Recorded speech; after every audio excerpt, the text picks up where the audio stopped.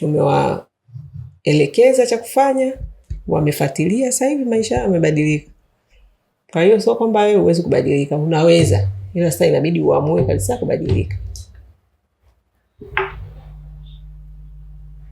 Najua tu kama uongo utakusaidia, yani bado tu uchague njia ya ukweli. Kwa kweli ni bado mdogo sana, una chance kubwa kweli ya kujenga maisha yako kubwa kweli kweli, lakini ukianza kuingiza hizo ujanja zako za sasa hivi mapema yote hii, kwa sababu unatamaa, huwezi kufanikiwa, utaishia njiani. Yani utaishia njiani vibaya mno.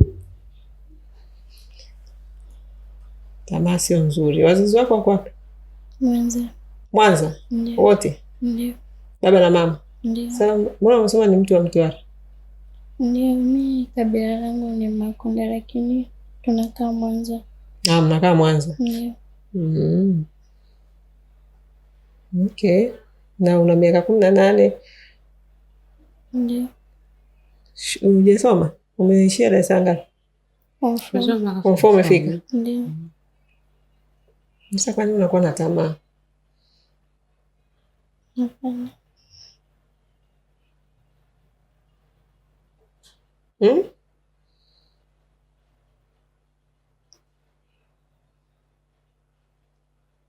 Kwani unakuwa na tamaa?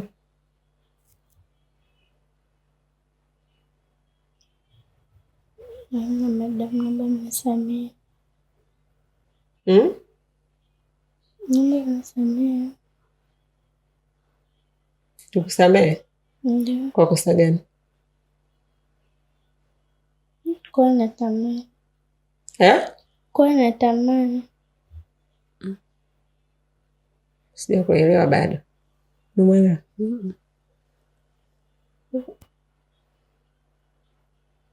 Tunakusikiliza. Yani hatuja kuelewa, yani kwamba unasemaje yani?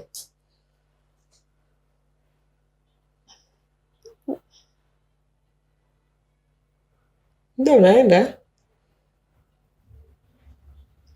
Umeniuliza kwa nini nakuwa na tamaa, ndio nimekuambia naomba nisamehe. Ndio.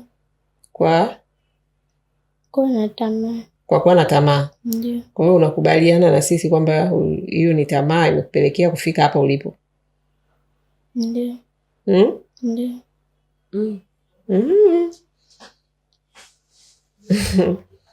Kwa hiyo maana yake ni kwamba yeye umechukua, si ndio? Ndio. Sisi nimesema leo katubadilishia story kwa sababu alijua hapa Wadada Center nikiwapiga moja. Story ni ile, akiwa kazini alikubali ameiba. Ila hapa nafikiri kwa nini ulivyokuja umebadilisha story? Kwa nini ulivyokuja hapa Wadada Center? Kule kazini ulikubali umeiba, lakini ulivyokuja hapa sasa hivi kwa ajili ya kuomba nafasi ukatudanganya kwamba hukuiba. Kwa nini? Ndio nataka kujua tu kwa nini. Nilishauriwa na rafiki yangu. Nilishauriwa na rafiki yangu. Ulishauriwa na rafiki yako? Ndio. Kwamba ukija hapa useme ukuiba? Ndio. Rafiki yako naye yuko anafanya kazi na sisi au ni mtu mwingine? Ni mtu mwingine. Ni mtu mwingine? Ndio. Ulimhadisia? Ndio. Ukamwambiaje? Nikamwambia nimechukua hela za watu hivi na hivi, ndio kaniambia rudi kule. Kawaambie nini sasa? Mbona unakuja kutudanganya hujatuambia? Ndio niambia niambie nilivyowaambia. Yaani kwamba misukule uje utuambie habari ya misukule. Hatutishi kwanza, yani tuingie kwenye 18, yani tukisikia misukule yani sasa kweli wa mabosi wachawi. Ndio hivyo dunia hii. Hapana kwa kweli. Uongo sio kitu kizuri. Yani uongo una kona nyingi. Na kutengeneza uongo. Huyo amezidi pro. Ndio, na hichi labda niwaambie wadada wengi wanashauriana vitu vingi, lakini huaga sio vitu vya kimaendeleo. Wengine watashauriana acha kazi. Ndio, wanaacha kazi hao wanarudi zao mtaani. Wengine ndio hivyo. Saa nyingine hata kuiba wanashauriwa. kwani bosi wako hana nini uibe? Ushauri lazima uwe makini sana na mtu anayekushauri. Anakushauri nini? Kama anakushauri kitu ambacho sio chema, kama ni kitu cha kusema uongo, cha kuiba, cha kudanganya, yani huyo ni shetani anakuongoza sehemu ambayo hufiki popote, hufiki mbali. Kwa hiyo uwe makini na watu wanaokushauri. Sisi hapa tunaongoza vizuri ili muweze kufanikiwa, na kuna wadada wenzenu wengi hapa unawaona wanafanikiwa. Kila siku wanapandishwa mishahara, wanamaliza mikataba, wanatimiza malengo yao. Na tunawakataza kabisa hizo tabia za udokozi, hizo za tamaa, hauwezi kufanikiwa nazo. Sawa madam, nirekebisha.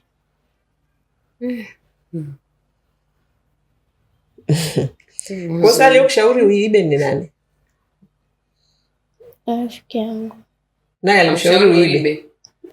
Sasa usianze kusema uongo. Kwa kuwa umeshaanza kuongea ukweli, ongea ukweli wako wa moyoni. Ndiyo. Usiseme tena ukasingizia watu walikushauri uibe, wao walijuaje bosi wako anaweka hela ndani? Maana siku hizi mabosi wengi hela hatuweki ndani. Mimi keshi sijui hata mara ya mwisho nimeishika lini.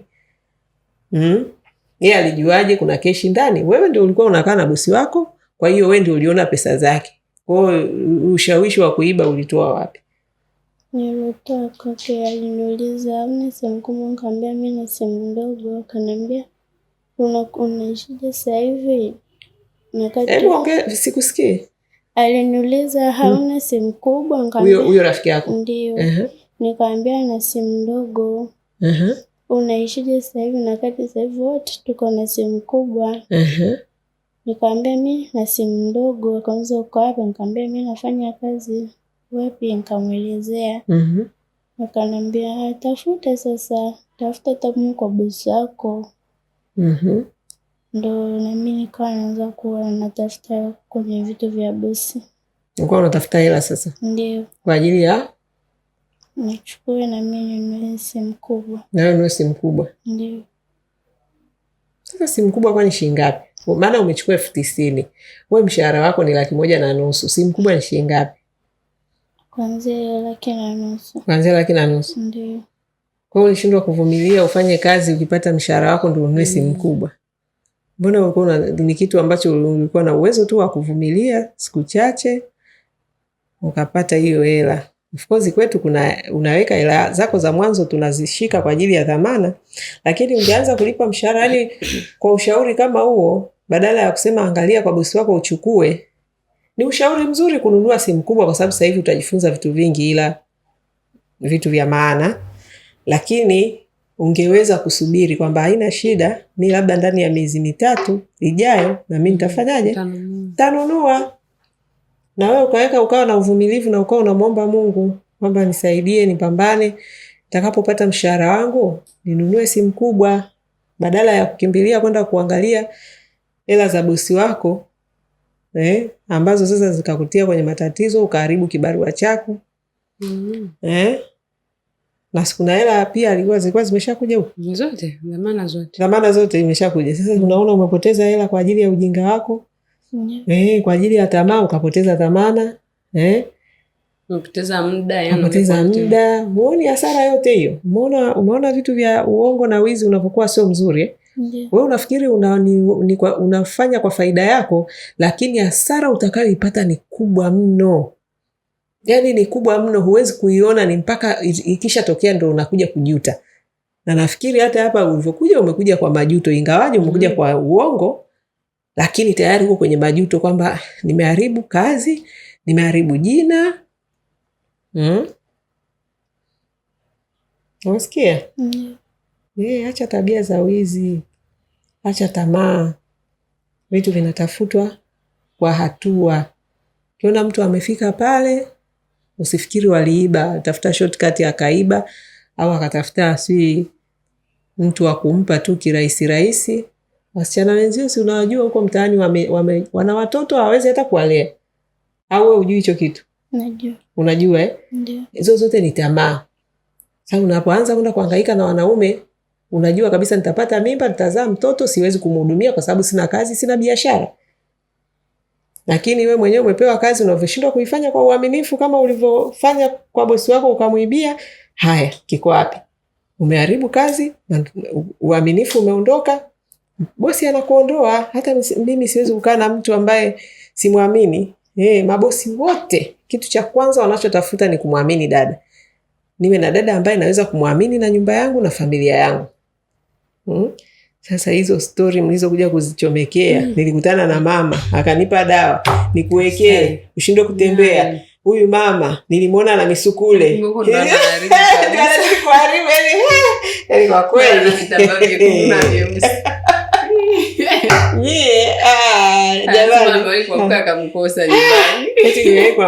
Nikamuuliza, hivyo mimi uje asubuhi au dada amke asinikute aniulize nilienda wapi? Hicho kitu kipo kweli? Pale ndo nilipoanza kuona red flag. Hakuna mtu anaulizwa nyumbani kwake mbona naamka sikukuti. Mimi na issue zangu nyingi, saa nyingine naweza kuamka saa 10 za usiku, saa ngapi? Huwezi kuniuliza mbona nimeamka sikukuti. Yaani huyu anatengeneza drama nyingi, lakini nimefurahi angalau tumefikia mwisho. Yaani tumepata ukweli tu kwamba aliiba, na hicho nilikuwa mimi nakikazia. Na hapa wadada wengi nawaambiaga ukweli wao, wanasema nyie na wakandamiza wadada. Na huyu dada za mwisho hizi ndio amekubali. Na kwambia story ingebaki vile vile wangesema tunamuonea huyu. Ingawaje mimi sijakubali kwa sababu mimi nawajua wadada ambao wamenyooka, na wajua wanaodanganya, na wajua story ambazo ziko wazi unazijua. Hii story kweli imenyooka, hii iko upande huu. Lakini of course dakika za mwisho ndio angalau amekubali ukweli. Baada ya yani kukataa kabisa uongo wake. Yani huo ni uongo. Nimeukataa kabisa, yani yani hapana. Huyo nimekataa uongo wake kabisa. Kwa hiyo jamani, kwa kweli mimi nafikiri kikubwa wadada wajue tuko hapa kuwasaidia. Hatuko hapa kuweka ligi kati ya mabosi, na kwa sababu ni kama hicho ndio kama wadada wengi wa siku hizi wanataka trendi. Na iona ni trendi ambayo iko kwenye level mbalimbali za kisiasa, watu wanashindana hivyo. Wengine tu, yani mtu anaweza kutana mtukana rais. Unaelewa? Yani ile. Kwa hiyo dada wa kazi naye anataka mtukane bosi wake. No, sisi tuna mfumo wetu ambao ni mfumo wa kibibilia, wa kimungu, ambao huo yani umenyooka kwa vyovyote vile. Yani uwezi ukaweka ligi na mkubwa wako. Order inatoka juu always. Kama ambavyo neno la Mungu linatuagiza, tunafuata. Hatuwezi kusema kwa nini Mungu ameweka hivi? Kwa nini Mungu, si ndio? Ndio kama sasa hivi sasa wadada wanataka bosi kwa nini amefanya hivi? Bosi kwa nini mabosi si nini? Yani wadada wana hiyo. Lakini Biblia inasema tuwanyenyekee mabosi wetu. Tuwanyenyekee, tuwatii, ili tuweze kufanikiwa na wao watulipe ujira wetu. Lakini tukiingiza hivi tabia vingine na kuweka nao ligi, hatuwezi kufika. Kwa hiyo tuko hapa kuongoza vizuri ili muweze kufanikiwa. Na mimi kwa mfano ambao najitolea kila siku ni kwamba mimi nikikushika mkono sikupeleke shimoni, kwa sababu na mimi nilikuwa dada wa kazi. Kwa hiyo kama nimefika hapa, amini na wewe nitakuvusha ufike mahali. Sasa huyu kashauriwa sio na rafiki yake, kamdumbukiza shimoni. Kama ni kweli. Kama ni kweli, maana hiyo nayo bado inawezekana yeye mwenyewe. Cha muhimu tu akubali. Dada, usikubali kuingia kwenye tamaa. Tamaa ikupeleki popote. Yani umesema badala angekaa nitafakari na kunibadilisha, amekaa kutafuta story ya kuja kutupiga nayo hapa. Kwa hiyo jamani, tuko hapa kuwasaidia. Na kama mtasikiliza, wale watakaosikiliza, kwa sababu najua sio wote ambao wanasikiliza. Kusikiliza wanasikiliza, lakini kwa maana ya kuzingatia ule ushauri na maelekezo, maoni, training zetu, sio wote wanazipenda. Wengi wanaona kama ni za ukandamizaji, lakini mimi nataka niwahakikishie hazina ukandamizaji wowote. Zimenyooka, ni za kibibilia, ni za neno la Mungu, ambazo zitakufikisha kwa uhakika kabisa, kwa sababu Mungu wetu hadanganyi wala hasemi uongo. Ni yule yule wa jana, leo na milele. Kwa hiyo kama tunaishi kwa kufuata huo utaratibu wake, hatuwezi kufeli hata siku moja. Lakini ukichukua utaratibu mwingine wa mtu mwingine huko pembeni, basi ujue haufiki mbali. Kwa hiyo sasa dada kwa kuwa ameshakubali, nafikiri kwa bosi kwa sasa tuwezi kusema tunampa bosi gani.